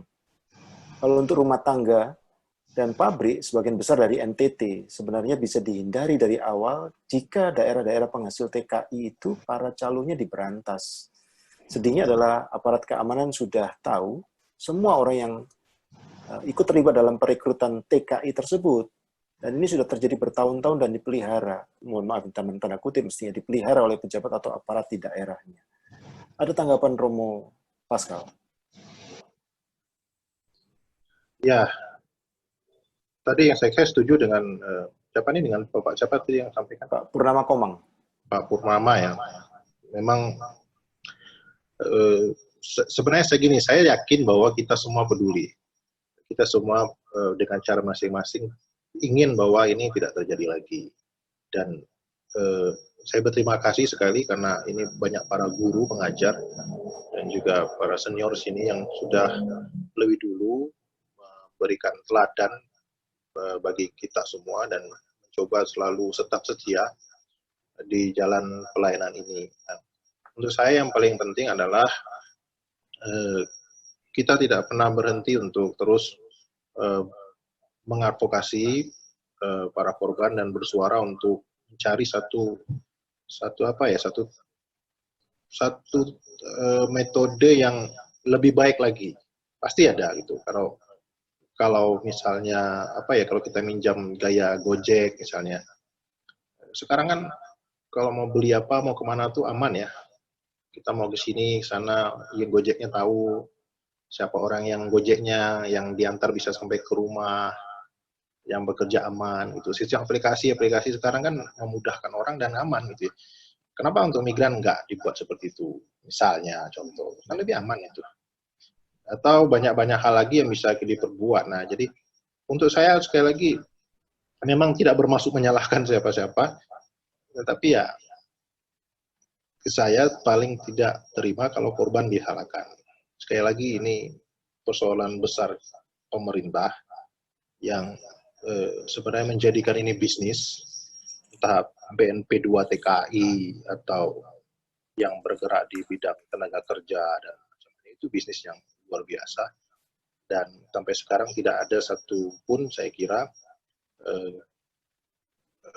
keputusan atau katakanlah kebijakan yang sungguh-sungguh bisa menjamin para pekerja itu dapat bekerja dengan aman, terlindungi. Tadi Dr. Iren bilang tadi bisa bahasa, menggunakan komunikasi dengan baik, atau punya keterampilan yang baik, dilatih dengan baik. Itu semua masih perlu kita perjuangkan, dokter. Dan saya tetap berpengharapan ke depan kita pasti bisa lebih baik, terutama wajah gereja kita bisa lebih sempurna. Nah, saya mau kasih contoh juga satu hal dengan Uskup Adrianus. Uskup Adrianus kami sangat mendukung kami juga. Dan sekarang kita sedang berpikir untuk ketika ada korban, kita tidak lagi memulangkan. Mengapa? Kalau kita pulangkan, kecuali memang korban-korban tertentu ya, yang katakan diculik atau sebagainya, yang masih di bawah umur dan tidak layak untuk bekerja. Nah, tapi untuk mereka yang datang sungguh bekerja, tapi dieksploitasi, kami berpikir untuk tidak memulangkan lagi. Kenapa? Karena kita pulangkan mereka kembali lagi. Seminggu kemudian mereka kembali lagi. Mereka tidak peduli karena di kampung juga mau ngapain. Tidak bisa apa-apa seperti itu. Nah, oleh karena itu, ketika mereka sampai di rumah aman kita mencoba mendampingi mereka, dan harapan kita ke depan, Uskupan tentu berharap semoga juga dapat persetujuan dari KWI untuk membuka lembaga latihan kerja untuk mereka. Jadi mereka yang tadi ketahui Dr. Iren tidak punya keterampilan, mereka yang tidak tahu menggosok, tidak tahu menyapu, kita dalam arti tentu memberikan pendampingan kepada mereka. Sehingga kalaupun mereka mau bekerja, kita memberi solusi. Kita memberikan keterampilan-keterampilan yang mereka bisa lakukan. Ataupun kita boleh membantu mereka untuk mendapat majikan yang baik dengan kerjasama dengan yang lain. Mungkin itu bisa menjadi pilihan ya, mencari-cari wajah atau mencari cara untuk menyelesaikan persoalan ini, atau membantu mengurangi terjadinya persoalan ini. Gitu, Dok. Ya, terima kasih. Luar biasa memang dalam pembahasan ini. Saya akan mengundang sekarang Ibu Sulis. Prof. Sulis, silakan Prof. Sulis. Terima kasih, Mas Teddy. Pertama-tama saya ingin menyampaikan apresiasi yang tinggi sekali kepada Romo Pascal karena sudah mengabdikan dirinya untuk mengurus persoalan perdagangan orang ini. Ini tidak mudah karena isu perdagangan orang menjadi perhatian terbesar di dunia selain isu terorisme. Dan saya bisa mengerti yang diceritakan tadi, mengapa sukar diberantas karena begitu banyak orang yang mendapat keuntungan dari setiap tahap-tahapannya. Dari rekrutmen, itu ada banyak banget brokernya, kemudian mereka dimigrasi, tahapnya kayak gitu, yang kedua dimigrasi, supaya mereka terisolasi dari budaya dan bahasanya, dan kalau ada apa-apa nggak bisa kita tolong. Dan itu bayangkan, banyak banget orang-orang yang dapat keuntungan, lalu kemudian penempatannya. Tentu saja penempatannya itu diberi pekerjaan-pekerjaan yang merendahkan dirinya. Tadi kalau saya lihat kasus dan filmnya itu dijadikan pekerja seks atau buruh migran ya, tapi sebenarnya lebih jauh dari itu, dijadikan pengedar narkoba juga, bahkan kejahatan lain adalah diambil organ tubuhnya gitu ya. Saya dari Fakultas Hukum, Romo, tadi Romo sudah menjelaskan, kita memang punya undang-undang pemberantasan perdagangan orang. Dan alhamdulillah hari ini kita sudah punya undang-undang perlindungan buruh migran yang baru mau tahun 2017, tapi tentu saja kita nggak tahu implementasinya seperti apa. Kita punya yang baik, tapi di sisi yang lain kita punya 421 perda di seluruh Indonesia yang pada umumnya itu mengkriminalisasi para perempuan yang dianggap melakukan pekerjaan perbudakan seksual, melakukan pelacuran sih, gitu ya. Nah, ada paradoks di situ. Itu soalnya. Kemudian yang kedua, penegak hukum itu betul, mereka tidak memiliki literasi apa itu perdagangan orang. Setiap hari kita melihat banyak banget perempuan dari kampung-kampung miskin di Jawa Barat ya, diberangkatkan dengan bus-bus yang besar ke Riau atau Batam. Polisi bilang, Ibu, mereka kan perginya dengan sukarela gitu. Padahal untuk kejahatan seserius ini, unsur concern, yaitu mau sendiri, itu harus diabaikan. Tapi mereka nggak punya literasi ini. Kalau boleh saya mau menambahkan satu dimensi lagi tentang perdagangan orang, saya pernah melakukan penelitian, bagaimana mereka juga dijadikan pengedar narkoba. Hari ini Indonesia itu mengalami persoalan amat serius karena banyaknya atau over capacity orang-orang yang dipenjara, termasuk penjara-penjara perempuan. Dan itu 60% adalah pengedar narkoba atau pengguna narkoba. Pemerintah itu, saya tidak mengerti mengapa hal-hal yang secara logika sederhana ini bisa dijelaskan, tetapi mereka tidak mau gitu ya. Mereka yang menjadi pengguna itu kan harusnya korban. Mereka bukan harusnya di penjara, tetapi direhabilitasi. Nah, sekarang kita bicara tentang mereka yang dituduh sebagai pengedar. Saya melihat perempuan-perempuan Indonesia, termasuk perempuan-perempuan asing yang ada di penjara-penjara perempuan di Tangerang maupun di tempat lain ya, itu atribut-atribut perdagangan orang seperti yang tadi kita bicarakan itu ada pada mereka. Mereka direkrut, diimigrasi, kemudian ditempatkan seperti apa, dimasukkan ke dalam sindikat internasional, itu ada semua gitu. Dan di antara mereka itu ada yang dihukum mati. Saya melakukan penelitian terhadap 10 orang perempuan yang dijatuhi hukuman mati ya. Hakim itu kan mau gampangnya saja. Jadi dia sekedar melihat berita acara dari polisi, tuduhan jaksa, lalu lihat pasalnya gitu. Ada barang bukti. Jadi semuanya terbukti. Tetapi mereka tidak punya sedikit kemauan untuk menelusuri kenapa sih perempuan-perempuan ini mau jadi pengedar narkoba. Mereka tidak lihat bagaimana rekrutmen yang penuh tipu muslihat dan yang lain-lain itu mereka tidak lihat. Dan celakanya kalau perempuan asing, mereka nggak bisa bahasa Indonesia, mereka nggak bisa bahasa Inggris, hakimnya bilang apa saja di pengadilan, mereka bilang iya. Ketika diketuk palu, dijatuhi hukuman mati, mereka pun nggak ngerti gitu. Nah, yang kalau boleh saya saya sampai tidak bisa bicara karena saya bertemu dengan orang-orang ini. Jokowi yang dikeluhkan oleh kawan-kawan aktivis HAM pernah menghukum mati 2 batch, 10 orang. Tapi di batch kedua ada Mary Jane yang dari Filipina yang dikatakan mengedarkan narkoba. Bisa kami buktikan, saya waktu itu ikut dengan kawan-kawan NGO, bahwa dia adalah korban perdagangan orang sehingga dia di-put aside dari barisan yang mau dihukum mati itu. Nah, kalau saya boleh, Romo Pascal, buat saya sebagai orang hukum ya, jalan keluarnya menurut saya bukan soal diberi pendidikan macam-macam. Mereka betul-betul orang yang miskin gitu. Jadi nggak bisa kita bilang dikasih bahasa Inggris dan lain-lain, nggak bisa. Jadi buat mereka yang diperlukan itu adalah literasi hukum. Mereka harus diberi penyuluhan hukum dengan bahasa-bahasa yang sederhana, bagaimana menerjemahkan undang-undang pemberantasan orang itu, bagaimana menjelaskan apa-apa saja risikonya, gitu ya. Tentu saja harus disertai juga dengan pemberdayaan buat mereka. Thailand bisa, Filipina bisa, mengapa kita nggak bisa, gitu. Kemudian yang kedua adalah bantuan hukum, Jadi, perlu banget bikin center-center bantuan hukum dan bisa mengajak LKBH, fakultas-fakultas hukum yang ada di tempat itu.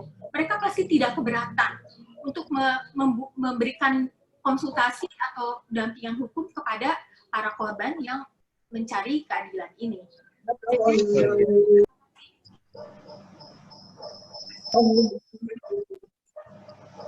Ya.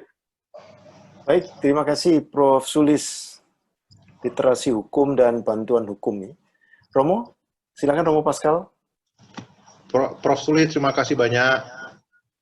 Pertama, Prof, kalau kami undang ke Batam, jangan nolak ya, Prof. Iya, dengan senang hati. Iya, berarti nggak bayar ya, Prof.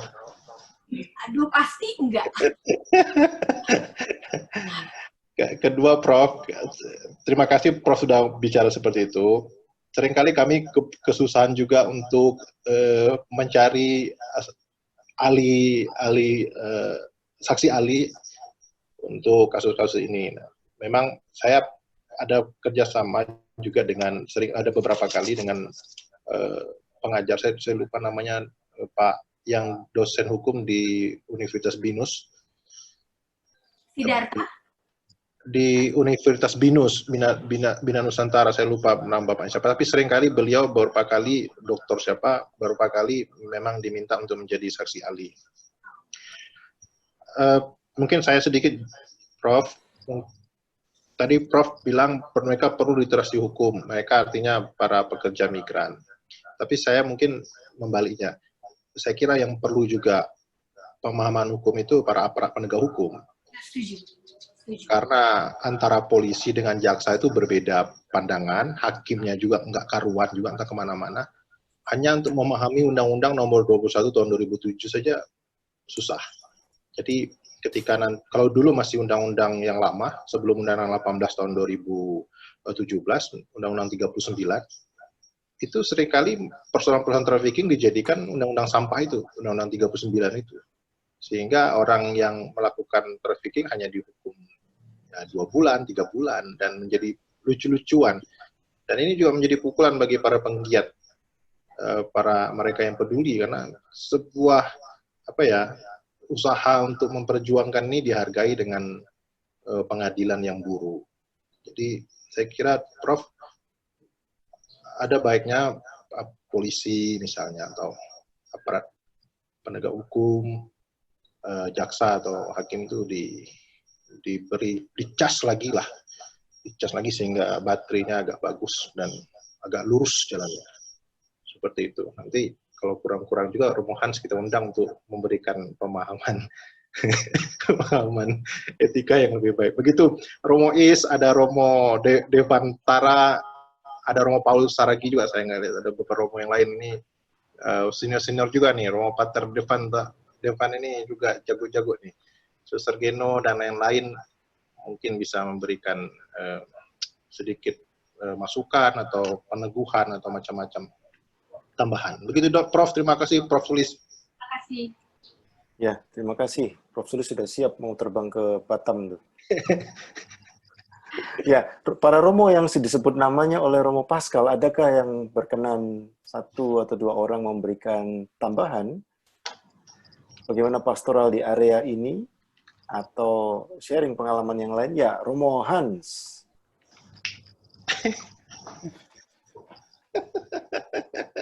Kena ini ya, kata Romo Pascal ya. Terima kasih, Dokter Teddy. Saya tadi ingin juga menanggapi yang dikatakan Bu Pudensia. Kenapa kegiatan gereja ini kok tidak terlalu dikenal? Ya, mungkin karena memang tadi pilihan, kata Romo Pascal, itu memang ada pilihan untuk bekerja senyap, lalu kemudian melindungi korban. Tapi memang dilemanya juga di sini, Bapak Ibu. Karena kita menyebut ini pastoral, migran dan perantau. Jadi ada aspek yang sangat khas gerejani, yang tentu saja tidak begitu mudah kalau disamakan dengan cara kerja LSM misalnya.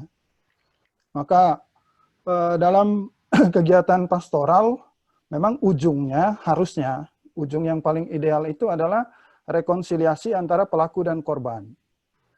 Mungkin mirip kisah Zakheus lah. Dia memang pelaku, tapi ketika bertemu dengan korban ada rekonsiliasi, dia mengembalikan 4 kali lipat dari apa yang sudah dia ambil. Tapi dalam kenyataan seperti kerja Romo Pascal dan teman-teman ini, aspek itu sangat sulit. Ya, karena memang pelaku juga bukan orang Katolik, korban juga tidak, dan tidak bisa bahasa pastoral ini dipahami dengan mudah untuk aspek itu. Lalu tadi juga pertanyaan Pak Rui, saya pernah juga tahun 2013 diminta bekerja sama dengan komunitas Katolik Indonesia di Kuala Lumpur, mengunjungi para tenaga kerja Indonesia yang ada di wilayah Keuskupan Agung Kuala Lumpur. Itu jumlah orang Katolik saja hampir 600-an. Tetapi yang punya dokumen resmi itu tidak sampai 20-an. Lalu sepulang dari sana, saya bertemu dengan Bapak Uskup Agung ND, menceritakan tentang ini, dan kemudian berhasil juga. Tahun berikutnya, Bapak Uskup Agung ND ke sana, ke Keuskupan Agung Kuala Lumpur, dan mengunjungi tempat-tempat itu. Harapannya bahwa kalau uskup yang pergi, begitu beliau pulang, beliau bicara dengan gubernur, beliau bicara dengan Kapolda, beliau bicara dengan Departemen Tenaga Kerja, dan lain sebagainya. Ada sedikit juga literasi di tingkat internal kita, gereja, maupun yang tadi dikatakan Romo Pascal itu. Tapi ternyata tidak mulus juga. Nah, maka saya sependapat dengan Romo Pascal, mungkin Prof. Adrianus memang di PT IKA harus mengajar lebih keras lagi nih para polisi ini.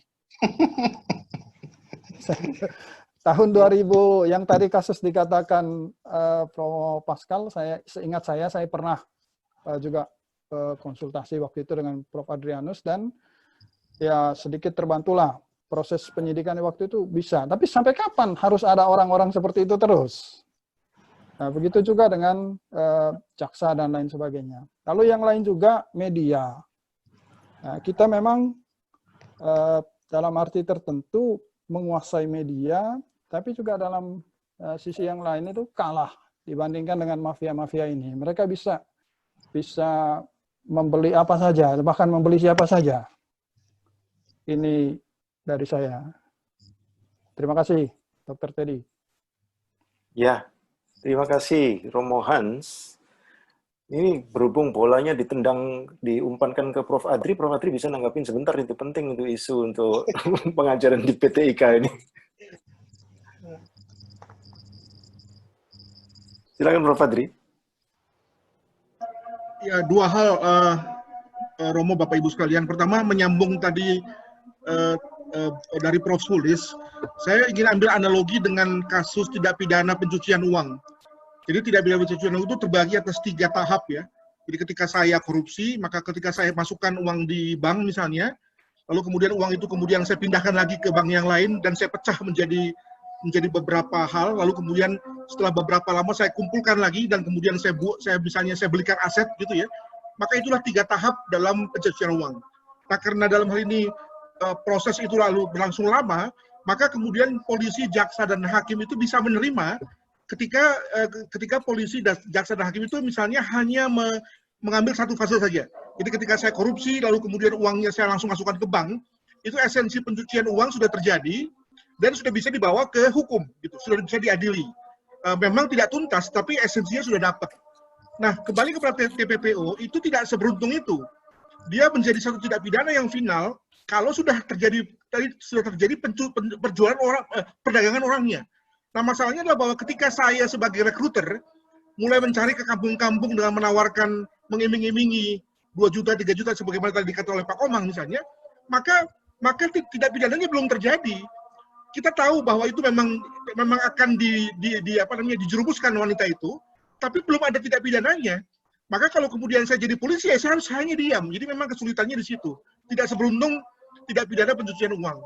Nah, maka memang dalam hal ini ya jangan dibawa ke hukum, karena memang di sini belum ada hukumnya.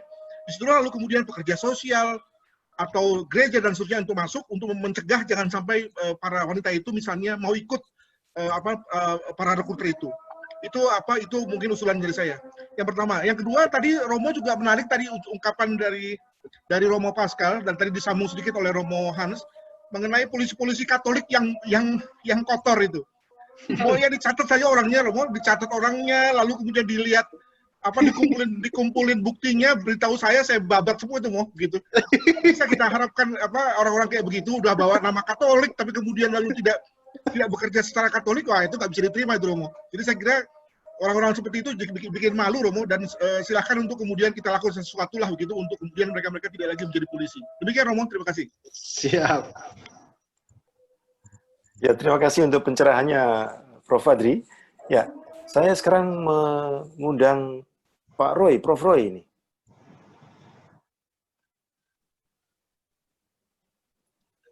Selamat sore, Romo. Dr. Teddy dan Bapak Ibu semua. Saya ada pengalaman juga mengenai human trafficking yang terjadi di Kalimantan dan banyak ditujukan ke China. Jadi kebanyakan modusnya ini adalah dinikahkan dengan orang berada. Ya. Kebetulan saya pernah terpaksa tinggal di tempat tinggal konjen yang menampung orang-orang Indonesia yang terpaksa lari dari situasi itu dan mereka ditampung sambil dicari jalan untuk kembali ke Indonesia. Dan ada 2 waktu itu tinggal bersama saya. Yang pertama adalah modusnya mau dipekerjakan di tempat yang baik. Yang kedua adalah dinikahkan. Ya, jadi dinikahkan dengan orang kaya dari Tiongkok katanya, kaya sekali. Nah, tapi kenyataannya mereka ditipu juga. Ternyata bukan orang Tiongkok yang kaya, tapi petani yang miskin gitu ya. Nah, begitu ada ketidakcocokan dan sebagainya, mau pisah nggak bisa, mau pulang nggak bisa, kamu kan sudah saya beli. Kamu harus melahirkan, oke, saya izinkan 5 tahun lagi, kamu melahirkan anak dari saya, 2 orang, nanti kamu sudah merawat sama dia, bisa pulang. Jadi sebegitu demikian, orang itu menjadi komoditas ya. Nah, ini kelihatannya waktu itu juga minimal saya ada keinginan bagaimana bisa berperan menolong yang di Kalimantan ini supaya itu bisa diberantas, tapi ternyata karena memang data-datanya ada gitu ya, tapi ternyata memang juga tidak mudah. Nah, mungkin setidaknya itu siapa-siapa yang terlibat kan mudah dicari ya. Apakah ada upaya-upaya, maaf saya tadi belakangan ikut karena ada tugas dari pimpinan keluar. Ini apakah benar bisa kita bantu di dalam komunitas kerohanian, komunitas Katolik ataupun penegak hukum untuk bisa mencegah itu, karena katakanlah siapa yang terlibat, siapa yang modus yang Prof. Sulis juga katakan tadi, yang bridge ini apa, itu kan bisa dicari mudah. Ini kan bilang di mana dia yang nipu dia itu, tangkap gitu, bongkar jaringannya. Tapi kelihatannya mungkin perlu upaya doa dan kemauan yang luar biasa kuat ya. Terima kasih Romo dan Bapak Ibu sekalian. Dr. Teddy, terima kasih. Terima kasih Pak Roy. Ya Romo, silakan memberikan tanggapan Romo. Prof. Roy, terima kasih Prof. Tapi sebelumnya ke Prof. Adrianus dulu. Prof, banyak juga sih polisi-polisi Katolik yang baik kok Prof. Tidak semua sih Prof. Itu kan ungkapan lepas saja Prof. Tapi banyak juga sebenarnya polisi-polisi Katolik yang ayo bantu pastor, kalau nggak bantu nggak dapat komuni gitu. Jadi ya ada mikir kan nanti masuk neraka, gitu. Pastornya bisa ngancam gitu. Kalau bahasa Romo Hans itu mereka mengerti pastoral ini, jadi pastornya masih bisa ngancam. Untuk Prof. Roy, memang Prof di Kalimantan terutama ya mungkin Suster Geno atau tadi saya bilang Romo Is atau pastor-pastor lain, Pastor Devan, ada banyak misalnya kasus pengantin pesanan dan macam-macam. Tapi pertanyaannya tadi, bisakah kita mencoba untuk mencegah dengan lebih baik? Nah, kalau umpamanya kita berusaha untuk lebih sering mengadvokasi atau memberikan sosialisasi, penyadaran sampai ke tingkat-tingkat basis kepada umat kita, para imam, suster, kita yang memiliki pemahaman yang lebih dari mereka, katakanlah, untuk memberikan pemahaman tentang literasi hukum atau apapun itu terkait tentang perdagangan orang atau pekerja migran sebagainya. Saya kira dengan demikian kita bisa paling tidak meminimalisir, paling tidak ada datanya, kalau kamu gini bagaimana, diberitahu sejak awal. Itu terus dilakukan. Di beberapa tempat, misalnya di Nusa Tenggara Timur, atau dilakukan oleh teman-teman migran care, itu sangat baik. Misalnya dibuat desa aman migran, desa saling peduli satu sama lain. Itu di ND juga saya tahu ada beberapa desa, atau di Torres Timur juga dilakukan seperti itu. Jadi siapa yang masuk, siapa yang keluar, itu terdata dengan baik. Jadi masing-masing saling melindungi, masing-masing saling menjaga.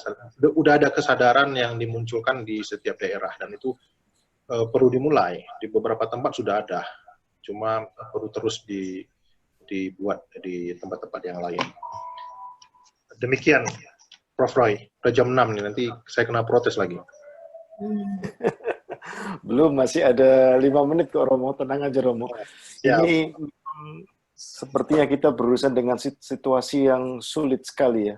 Hukumnya belum mapan, lalu upaya literasi masih terhadang oleh berbagai kendala yang tidak jelas. Sementara Dokter, itu Romo Devan tuh mau bicara tuh, atau Romo Is, kasih kesempatan dulu tuh.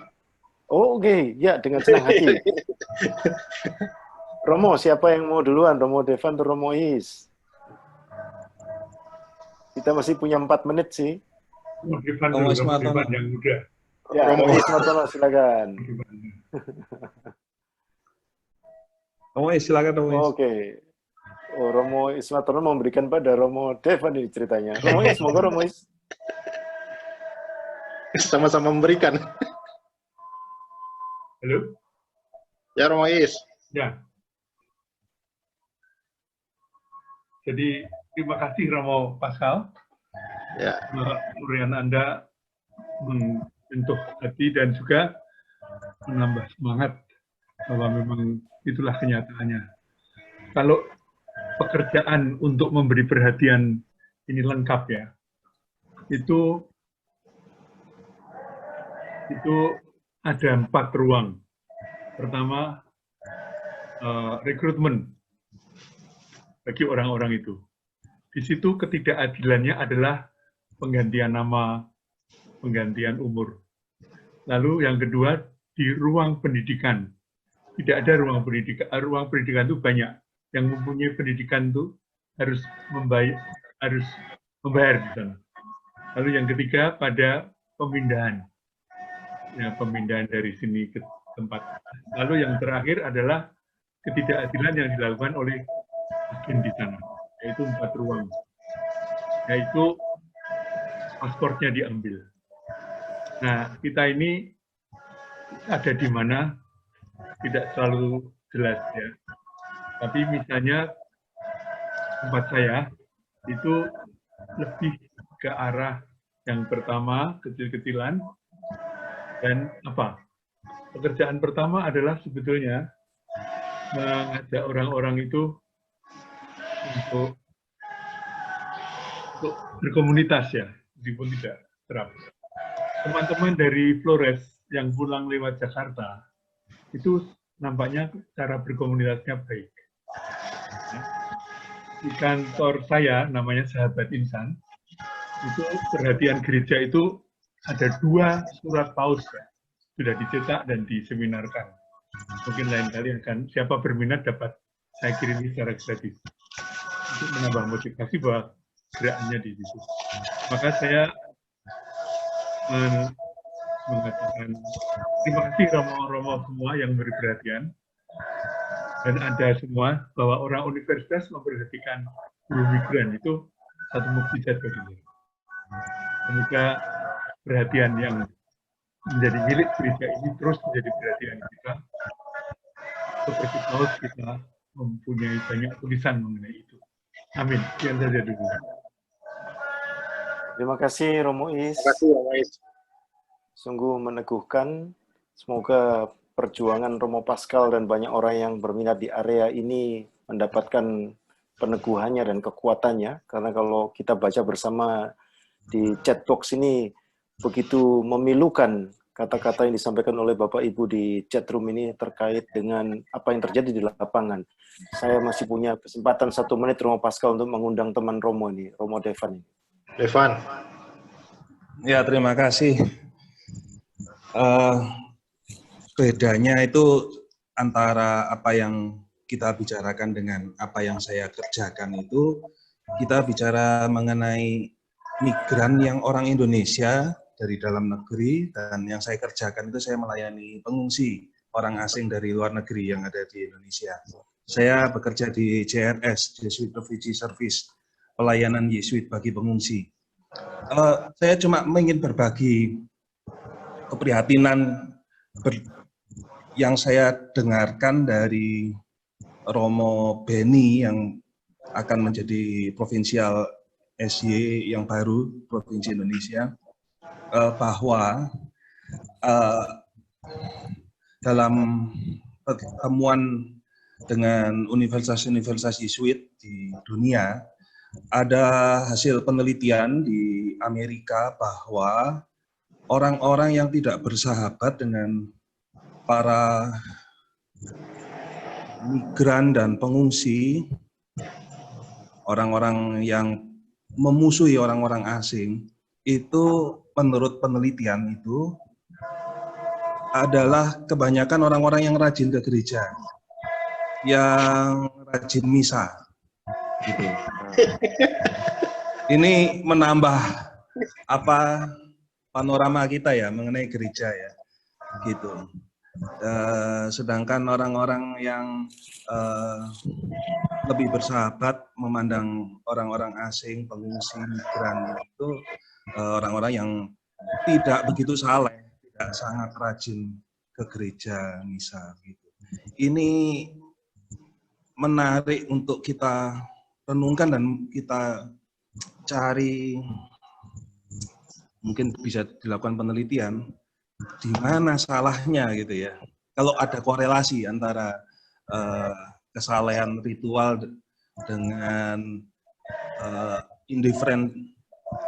sikap indiferen atau tidak peduli kepada pengungsi, tidak ada compassion kepada orang asing yang lapar dan tidak punya tempat tinggal dan tidak boleh bekerja di Indonesia seperti para pengungsi yang dilayani oleh JRS itu. Demikian aja hal menarik yang ingin saya bagikan kepada Romo, Suster, dan Bapak Ibu. Terima kasih.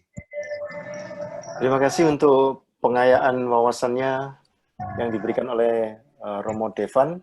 Romo Pascal, ini keprihatinan begitu banyak tertuang pada forum sore hari ini, tapi kita dibatasi oleh waktu.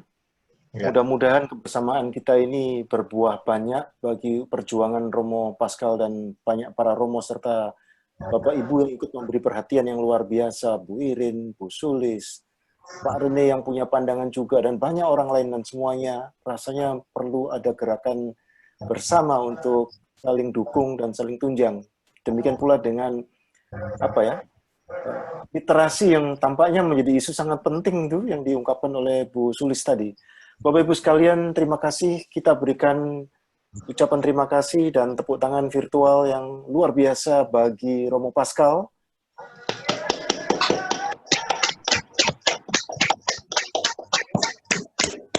Terima kasih banyak Romo Pascal. Sekarang saya undang Prof. Adri untuk memberikan kata penutupnya. Prof. Adri?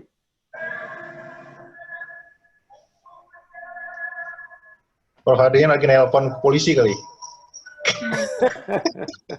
Baik, terima kasih Dr. Teddy.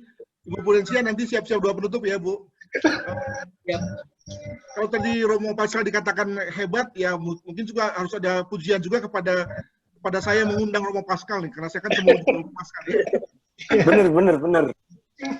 Ya, Bapak Ibu sekalian, terima kasih atas partisipasinya. Moga-moga ada gunanya bagi kita kumpul 2 jam di acara seperti ini. Kita akan ketemu lagi pada hari Rabu. Dari Tanjung Pinang, dari Batam, kita akan pindah melihat bagaimana seorang Romo menjalankan tugas pastoral di Rusia. Wah, Rusia jauhnya minta ampun nih. Tadi ada Romonya ada di sini, tapi sekarang kayaknya udah keluar ini, Romo Johannes Serang. Tentu akan ada hal yang luar biasa yang kita temui di sana. Silakan bagi teman-teman yang ingin ikut serta, nanti akan kami kirimi tautannya sehingga kita bisa kumpul lagi pada hari Rabu sore seperti halnya hari ini. Kemudian lalu silakan Bu Pudensia untuk memimpin doa penutup bagi kita untuk mengakhiri acara kita, kuliah kita ini. Silakan. Terima kasih Prof. Adri, Romo Pascal, para Romo, Suster, Bapak dan Ibu sekalian. Marilah kita bersama-sama bersatu dalam doa. Atas nama Bapa dan Putra dan Roh Kudus. Ya Tuhan Bapa yang Maha Kasih, kami bersyukur, berterima kasih pada sore hari ini kami boleh mendengarkan pengalaman Romo Pascal. Selama ini bersama timnya telah berkarya dalam pemulihan harkat, martabat, marwah kemanusiaan para pejuang-pejuang kehidupan. Kami juga berterima kasih dan bersyukur karena acara ini telah berlangsung dengan baik Berkatilah para pengelola acara ini, Bapak Teddy, dan Bapak Ibu semua yang mengikuti acara ini. Dalam kesempatan ini ya Tuhan, kami mohon berkat perlindungan dan rahmat yang berlimpah untuk Romo Pascal, agar beliau dan timnya dapat tetap menjadi saluran berkat untuk semakin banyak orang, khususnya di wilayah Keuskupan Pangkal ini. Kami mohon juga ya Bapa yang Maha Kasih, agar kami semua semakin berpadu dalam karya, bersatu dalam pelayanan, sehingga nama-Mu semakin dimuliakan. Kami percaya bahwa Engkaulah yang telah menyatukan kami pada pertemuan sore hari ini, agar kami tetap setia mengikuti-Mu, dan juga untuk semakin mengasihi mereka-mereka yang selama ini sering kami abaikan kehadirannya. Perkenankan kami dengan segala keterbatasan kami untuk mau dan mampu membantu mereka-mereka itu untuk menegakkan marwahnya. Kami mohon semua itu juga dengan perantaraan Bunda kami, Bunda Maria, Bunda yang penuh kasih. Kemuliaan kepada Bapa, Putra, dan Roh Kudus, seperti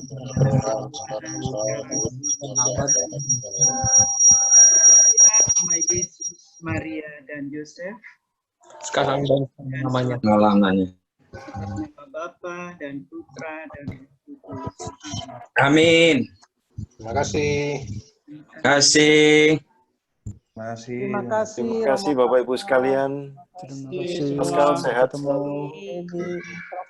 Para Romo, para kasih. suster, Bapak Ibu sekalian. Terima Sampai kasih. ketemu. Yo, terima kasih semuanya. Dadah. Terima kasih Prof. Adrianus. Terima Tolong kasih subscribe Pak Adri. YouTube-nya ya. Ya. siap, Untuk Prof. tentang ini tolong subscribe. Terima kasih. Sudah, Tolong udah, diposting Prof. lagi. Ya. Terima kasih, boleh. Oh, Pascal. Terima kasih. Pak Mahendra. Yo, Bu Vero. Terima kasih semuanya. Saya Liv ya. Terima kasih. Mahal.